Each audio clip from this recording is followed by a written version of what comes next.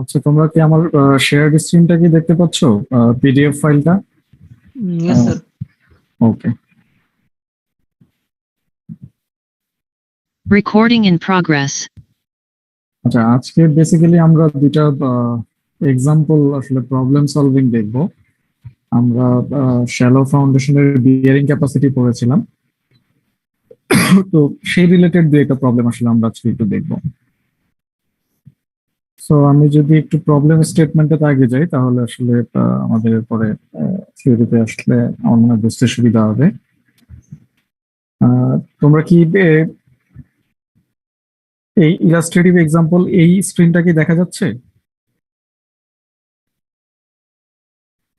ওকে, এটাকে একটু বড় করি।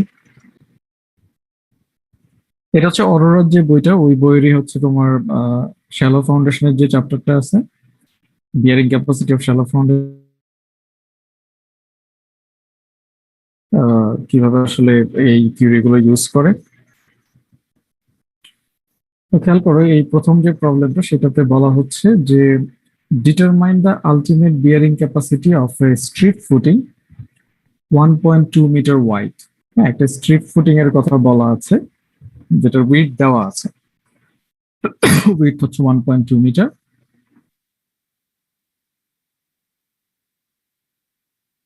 ডিপটা হচ্ছে ফুটিংটা সয়েল সারফেস থেকে 1 মিটার ডেপথে আসলে এটা কনস্ট্রাক্ট করা। সো বলা হচ্ছে যে use Terzaghi's theory and assume general shear failure. So এই আলটিমেট বিয়ারিং ক্যাপাসিটি ক্যালকুলেট করার জন্য আমাদেরকে বলা হয়েছে টারজাগিস থিওরি ইউজ করার জন্য, এবং আমরা জানি যে টারজাগিস থিওরি হচ্ছে general shear failure criteria consider করে ডিরাইভ করা, এবং সাপোর্টিং এডিশনাল কিছু ডেটা দেওয়া আছে প্রবলেমটা সলভ করার জন্য। যেমন হচ্ছে সয়েলের ফ্রিকশন অ্যাঙ্গেল দেওয়া আছে 35 ডিগ্রি, ইউনিট ওয়েট দেওয়া আছে 18 kilo newton per metre cube, এবং হচ্ছে কোয়েশন দেওয়া আছে 15 kilo newton per metre square. So আমরা যদি একটু থিওরিতে যাই, আমরা এটা একটু পড়ে আসছি। এই যে শ্যালো ফাউন্ডেশনে যেমন হচ্ছে যে টারজাগের বিয়ারিং ক্যাপাসিটি থিওরি হচ্ছে এই যে এই থিওরির মাধ্যমে আমরা টারজাগের বিয়ারিং ক্যাপাসিটি কম্পিউট করতে পারি। So this theory actually says us that this side, এটা হচ্ছে QU, that means হচ্ছে আলটিমেট বিয়ারিং ক্যাপাসিটি। CNC, এখানে সিটা হচ্ছে কোয়েশন, এনসি হচ্ছে একটা ফ্যাক্টর যেটা ডিপেন্ডেন্ট আপন হচ্ছে friction angle of soil. Q হচ্ছে vertical stress at the foundation location. Nq হচ্ছে একটা ফ্যাক্টর যেটা হচ্ছে এই ইকুয়েশন থেকে কম্পিউট করা যাবে, which is a function of phi. And then হচ্ছে half gamma B N gamma. Gamma হচ্ছে আমরা জানি সয়েলের ইউনিটেড, বি হচ্ছে ফাউন্ডেশনের ওয়েট, এন গামা হচ্ছে ফ্যাক্টর যেটা কিনা হচ্ছে এই ইকুয়েশন থেকে বের করা যাবে। তো এই ইকুয়েশন গুলো থেকেও বের করা যায়। At the same time there are some design charts are given in the text book. তো সেখান থেকে আসলে আমরা সরাসরি পেতে পারি যে ফাইটা যদি আমাদের জানা থাকে, তাহলে সেটার corresponding Nc, N q, N gamma গুলো আমরা এই চার্ট থেকে পেতে পারি। তাহলে আসলে এখন দেখি আমরা এই প্রবলেমটা আসলে কিভাবে সলভ করা যায়। আমাদেরকে বলা হয়েছে যে আলটিমেট বিয়ারিং ক্যাপাসিটি কম্পিউট করার জন্য আলটিমেট বিয়ারিং ক্যাপাসিটির যে ফর্মুলাটা একটু আগে আমরা যেটা দেখে আসলাম, সেটাই কিন্তু এখানে লেখা হয়েছে যে কিউ হচ্ছে CNC gamma DF N Q plus হচ্ছে 0.5 গামা বি এন গামা। তো এখন খেয়াল করো যে আমরা যদি ফায়ার এগেনস্টে যদি আমরা টেবিলে চলে যাই, যে টেবিলটা আমি দেখিয়েছি এই বইয়েও সেই টেবিলটা দেওয়া আছে, তাহলে আমরা সেখান থেকে সরাসরি এনসি, এন কিউ এবং এন গামা এই ভ্যালুগুলো ওই চার্ট থেকে আমরা পেয়ে যাব। এবং হচ্ছে খেয়াল করো যে এই সি ভ্যালুটা এটা কিন্তু অলরেডি প্রবলেম স্টেটমেন্টে গিভেন। সি হচ্ছে 15, তাহলে সি কে আমরা কত দিয়ে মাল্টিপ্লাই করে দিব? এনসি দিয়ে। যে এনসি আমরা চার্ট থেকে পেলাম 57.8 প্লাস হচ্ছে গামা ডিএফ, সেটা হচ্ছে গামা হচ্ছে 18 সয়েলের ইউনিট ওয়েট, এবং ডেপথ অফ ফাউন্ডেশন যেটা বলা হচ্ছে সেটা হচ্ছে 1 মিটার, এই যে প্রবলেম স্টেটমেন্টে বলে দেওয়া আছে। এন কিউ হচ্ছে আমরা চার্ট থেকে পেলাম, প্লাস হচ্ছে 0.5 গামা বি এন গামা। 0.5 আমরা ইউনিট ওয়েট জানি 18 প্রবলেম স্টেটমেন্ট থেকে, যেটা বি হচ্ছে উইডথ অফ দ্য ফাউন্ডেশন, যেটা হচ্ছে 1.2 মিটার ওয়াইড, 1.2 মিটার আমরা এখানে দিলাম। এবং হচ্ছে এন গামাটা হচ্ছে আমরা চার্ট থেকে পেয়েছি। এন গামাটা যখন আমরা ইনপুট দিব, ইনপুট দেওয়ার পরে যখন আমরা এটা ক্যালকুলেশন করবো, এখান থেকে আমরা সরাসরি যেটা পাবো সেটাই হচ্ছে কি সয়েলের, পার্টিকুলারলি যে সয়েলটা প্রবলেম ডিসক্রাইব করা আছে সেটার ultimate bearing capacity. So this problems are very straight forward and simple. আসলে কিভাবে আসলে ওই আমি যে থিওরি গুলো তোমাদেরকে দেখিয়েছি সেগুলো আসলে কিভাবে ইউজ করতে হয় সেটার একটা এক্সাম্পল আসলে এখানে দেওয়া আছে। সো তোমরা এই প্রবলেমটা প্র্যাকটিস করবা। সো তোমরা চাইলে এর পরের যে প্রবলেম গুলো আছে সেগুলোও প্র্যাকটিস করতে পারো। এন্ড দেন আমরা হচ্ছে আরেকটা প্রবলেমে যাব, যেটা হচ্ছে আমরা থিওরিটা পড়ে এসেছি। সো সেটারই আসলে একটা অ্যাপ্লিকেশন। এটাও একটা সিম্পল প্রবলেম, আমরা প্রবলেমটাতে যাই।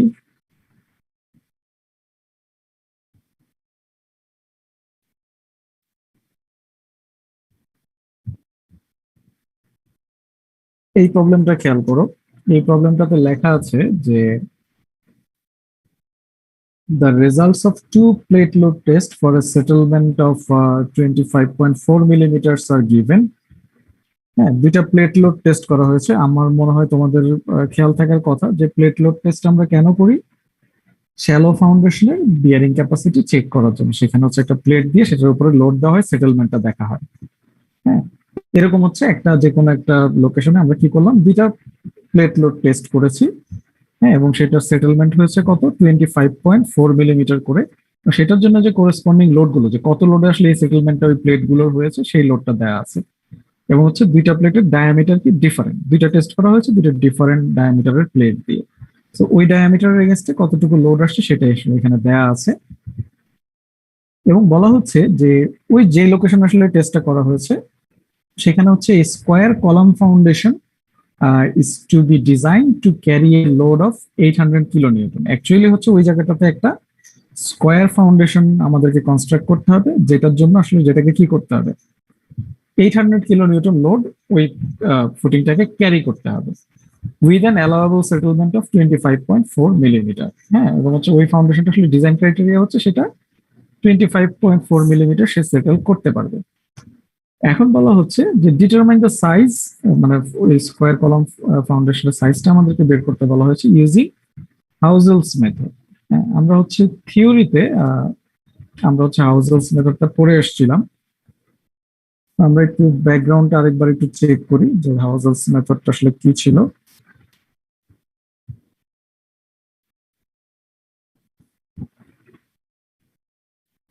যে হাউজেলস মেথড অনুযায়ী আমাদেরকে একটা ফাউন্ডেশনের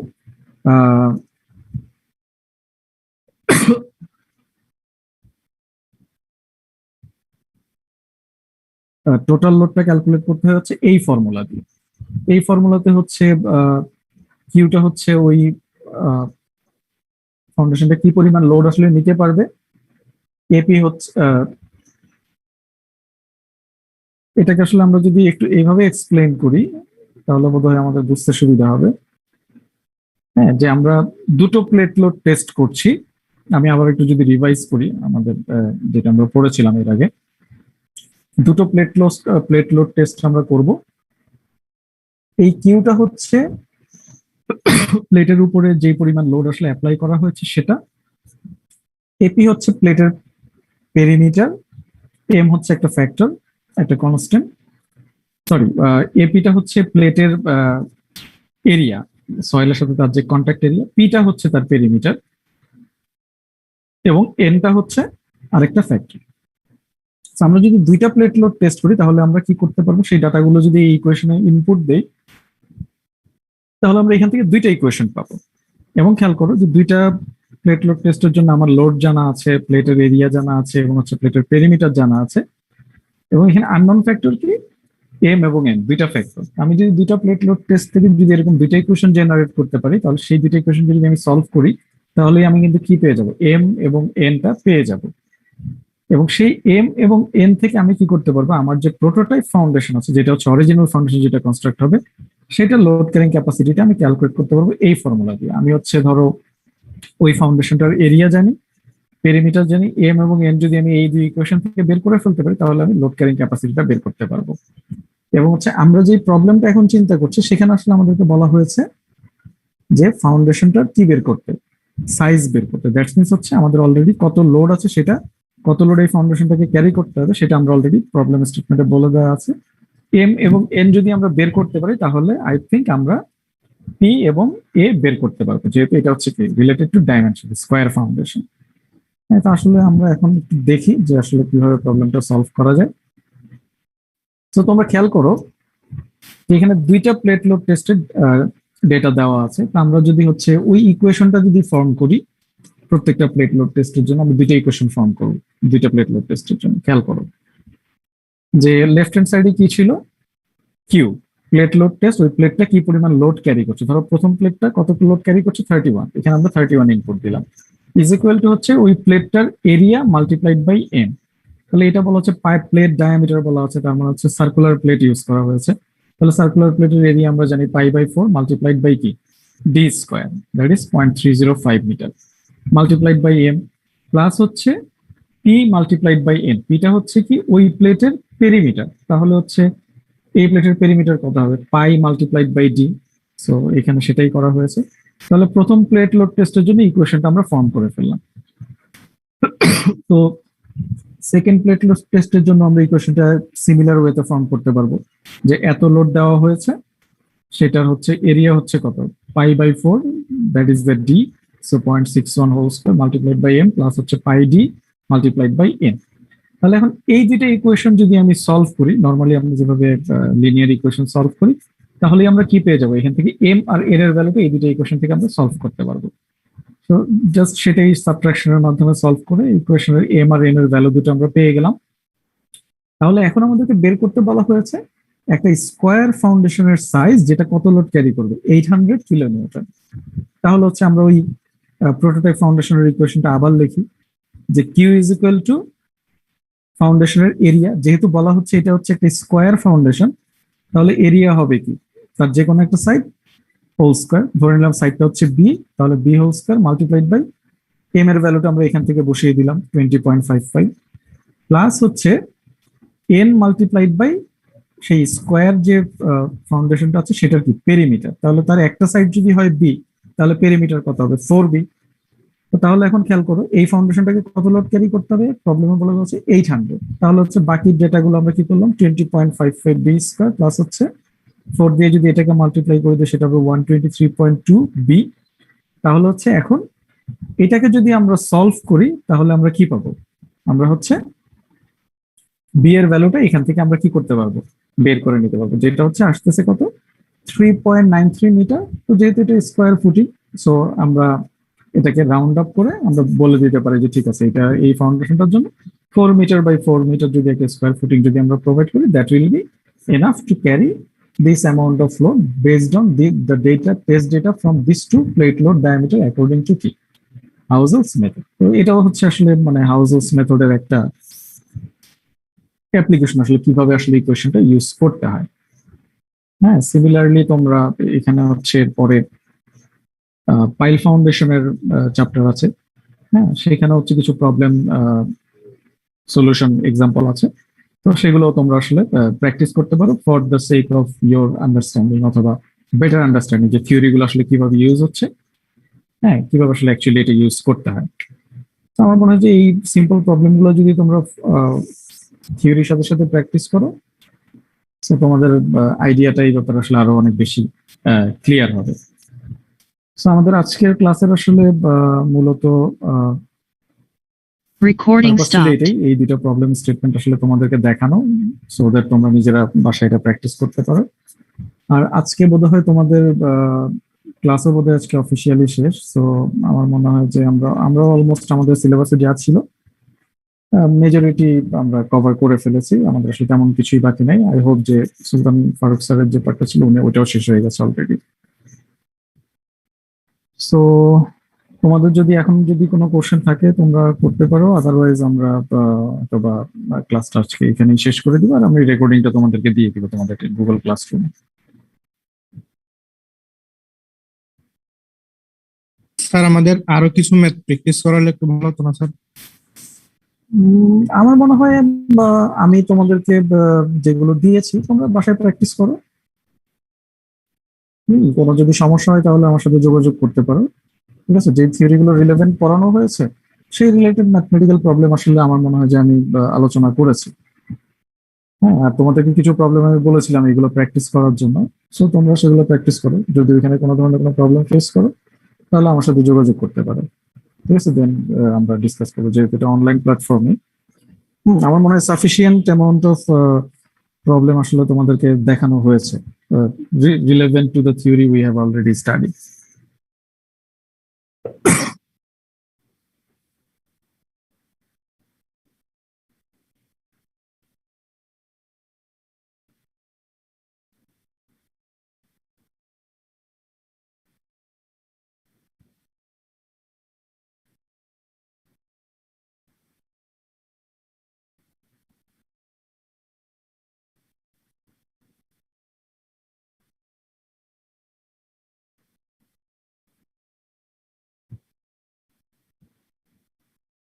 তোমাদের আর কারো কি কোনো কোশ্চেন আছে?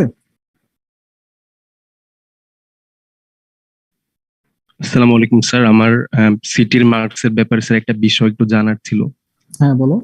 স্যার সেটা হচ্ছে আমাদের 3-2 এর সয়েল মেকানিক্স তো স্যার 3 ক্রেডিট। তো এখন আমাদের তো দুইটা সিটি হয়েছে, আর আপনার হচ্ছে মানে আপনার একটা অ্যাসাইনমেন্ট আর ফারুক স্যার একটা অ্যাসাইনমেন্ট। তো স্যার আমাদের সিটির মার্কসটা আসলে কিভাবে কাউন্ট করা হবে? তোমাদের তো হচ্ছে অনলাইন ক্লাসের তো গাইডলাইনটা বোধহয় তোমাদেরকে দেওয়া হয়েছে না? মানে আহ, online online class, class test কিভাবে করতে হবে সেই গাইডলাইনটা তো তোমাদের কাছে থাকার কথা নাকি? তোমরা কি পেয়েছো সেটা?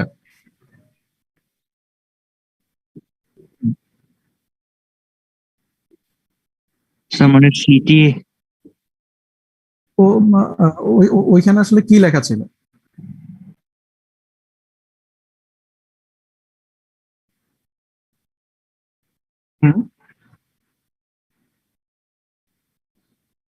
এটা তো হচ্ছে 15 ব্যাচের জন্য ওদের ফাইনাল রেজাল্ট কিভাবে হবে সেটা। তোমাদের ক্ষেত্রে তো এটা এখনো বলা হয় নাই, তাই না?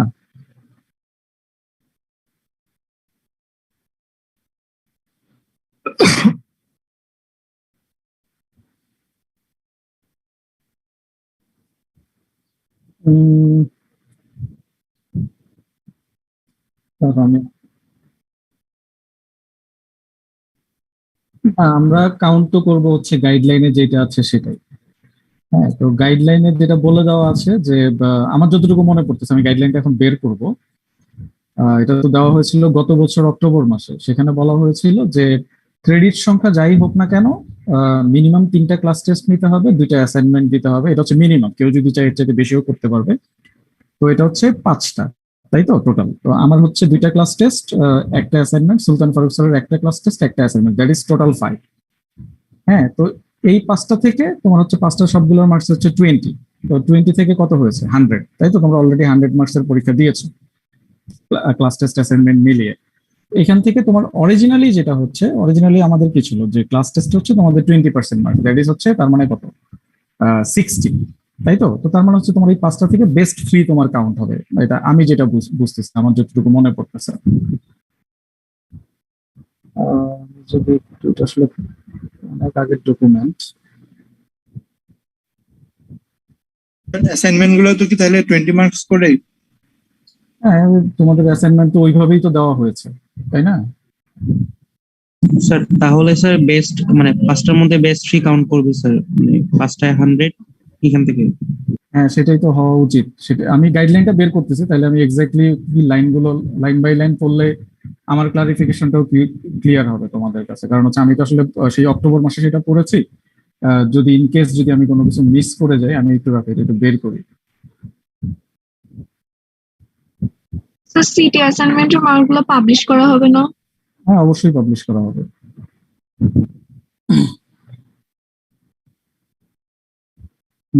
তোমরা একটু হোল্ড করো, আমি একটু দেখে আমি একটু বের করে নিয়ে যাই। তোমাদের কারোর কাছে কি রেডিলি এই জিনিসটা আছে, ওই গাইডলাইনটা?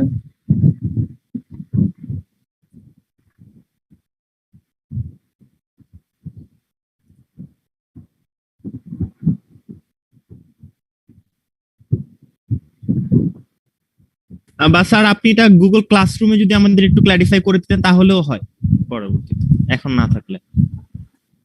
না তোমরা ওয়েট, তোমরা দেখতে পাচ্ছ মনে হয়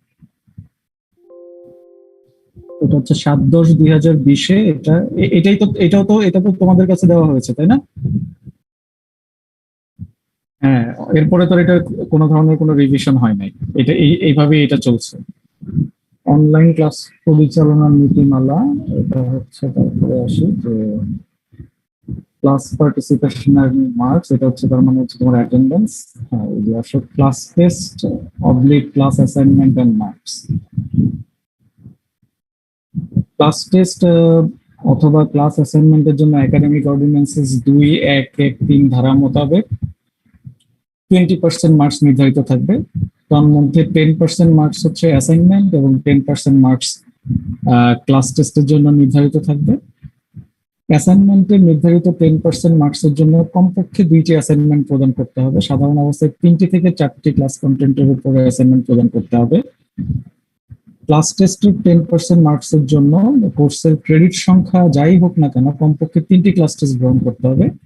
এর মধ্যে থেকে বেশি নম্বর প্রাপ্ত 2টি ক্লাস টেস্টের মার্কস কাউন্ট করতে হবে। সাধারণ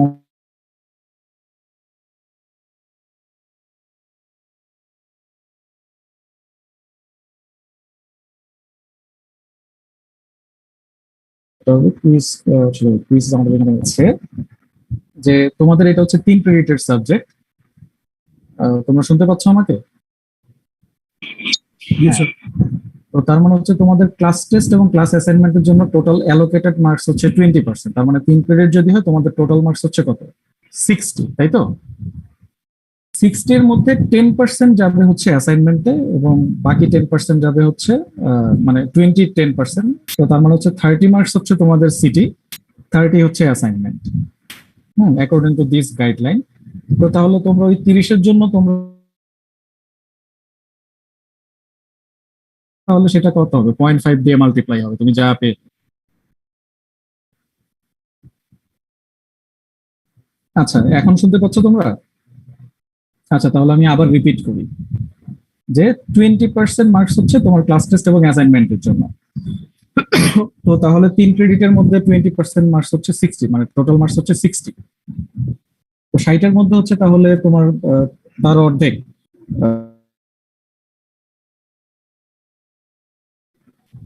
তো তাহলে হচ্ছে এখন তুমি ক্লাস টেস্ট দিয়েছো হচ্ছে টোটাল 3টা, আমাদের দুইজনেরটা মিলিয়ে। তো 3টা মার্কস তুমি মানে 60 মার্কসের অলরেডি ক্লাস টেস্ট দিয়েছো, তুমি 60-এর মধ্যে যা পেয়েছো সেটা 30-এর জন্য কনভার্ট হবে। হ্যাঁ, তোমার যেটা অ্যালোকেটেড মার্কস হচ্ছে 30। ধরো তুমি 3টা সিটি মিলিয়ে তুমি পেয়েছো হচ্ছে ফর এক্সাম্পল ধরো তুমি পেয়েছো 40, তাহলে সেটাকে 0.5 দিয়ে মাল্টিপ্লাই করলে যেটা আসবে তার মানে হচ্ছে 20 মার্কস হবে হচ্ছে তোমার সিটির কন্ট্রিবিউশন। আর তুমি হচ্ছে অ্যাসাইনমেন্টের জন্য হচ্ছে তোমার আরো 10% মার্কস আছে, দ্যাট মিনস হচ্ছে অ্যাসাইনমেন্টের জন্য অ্যালোকেটেড মার্কসের পরিমাণ হচ্ছে 30। তো তুমি অ্যাসাইনমেন্ট জমা দিয়েছো হচ্ছে টোটাল 40 মার্কসের, 40-এর মধ্যে তুমি যা পেয়েছো সেটা হচ্ছে জাস্ট ঐকিক নিয়মে হচ্ছে আমরা 30-এর মধ্যে কনভার্ট করে 2টা অ্যাড করে আমরা যোগ করে দিব। ঠিক আছে? আমি যেটা বললাম, আমি একটু হ্যাঁ আমি এটা বলতেছি যে তার মানে হচ্ছে আমি একটু আগে যেটা বললাম যে ওই বেস্টের যে কনসেপ্টটা, এইটা আসলে অ্যাকর্ডিং টু দিস ওয়ান মানে বেস্টটা হচ্ছে না। হ্যাঁ, আমি মনে হয় এটা ভুলে গিয়েছিলাম। হ্যাঁ, তো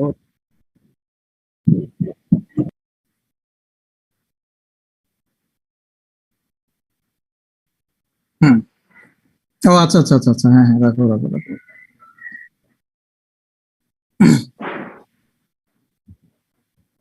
আচ্ছা, বেশি নম্বর প্রাপ্ত, আচ্ছা তার মানে হচ্ছে তাহলে ক্লাস টেস্টের ক্ষেত্রে কনভার্সন হবে না। ক্লাস টেস্টের ক্ষেত্রে তুমি তো 3টা দিয়েছো তাই তো? 3টার মধ্যে বেস্ট 2 কাউন্ট করে তাহলে হচ্ছে 30-তে কনভার্ট হবে। ঠিক আছে, বোঝা গেছে জিনিসটা? মানে স্যার অ্যাসাইনমেন্ট যে 2টা দিতেছি দুইটাই কাউন্ট হচ্ছে, আর ক্লাসে যে 3টা দিব সেখান থেকে বেস 2টা কাউন্ট হবে, এই তো? হ্যাঁ, জি স্যার। এই গাইডলাইন থেকে যাই যেটা বোঝা যাচ্ছে আর কি। হ্যাঁ, তার মানে আমি যদি আরেকবার যদি ইয়ে করি যে তোমরা 3টা ক্লাস টেস্ট দিয়েছো টোটাল 60 মার্কসের, এর মধ্যে থেকে বেস্ট 2 যেটা হবে বেস্ট 2 কাউন্ট করে সেটাকে আমরা 30-তে আমরা ঐকিক নিয়মে কনভার্ট করবো যে তুমি 30-এর মধ্যে কত পাচ্ছ। আর অ্যাসাইনমেন্টে হচ্ছে তুমি ওই 10% যা পাচ্ছ তাই ওইটা 30-এর মধ্যে কনভার্ট হবে। ঠিক আছে, তারপর হচ্ছে তুমি যা পাচ্ছ সেটা অ্যাড করে তোমার হচ্ছে টোটাল ক্লাস টেস্ট অ্যাসাইনমেন্টস এর মার্কস হিসাবে সেটা যোগ করা হবে। আর হচ্ছে আমি ক্লাস টেস্টের খাতা, অ্যাসাইনমেন্টের খাতা এগুলো মানে স্ট্রিট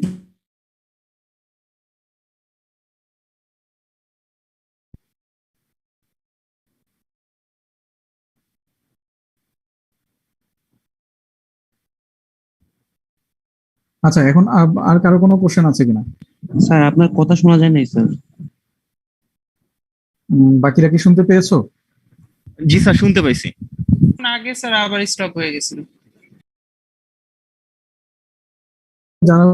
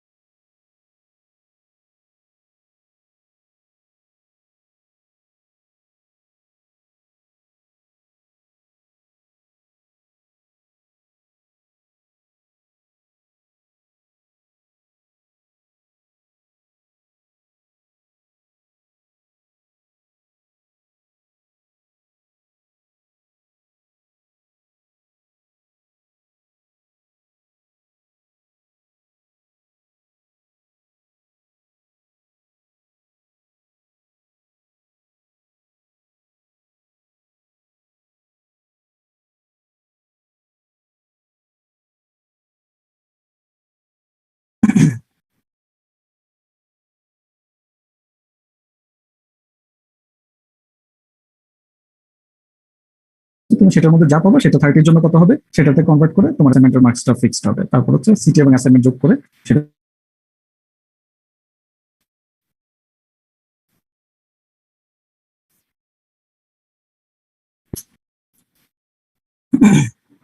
ঠিক আছে। তোমরা কি শুনতে পাইছো আমাকে?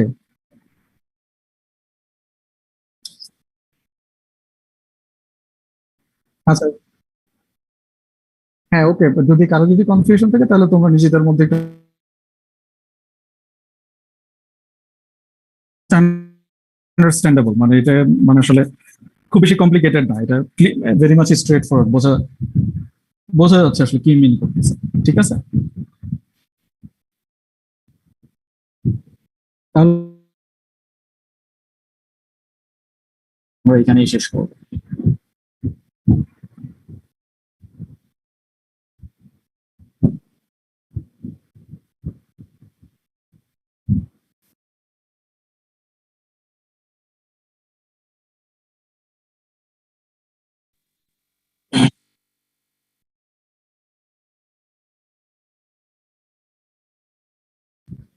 আমাদের আজকের ক্লাসটা তাহলে এখানেই শেষ। হ্যাঁ, তোমাদের যদি ফার্দার কোনো কোশ্চেন নাই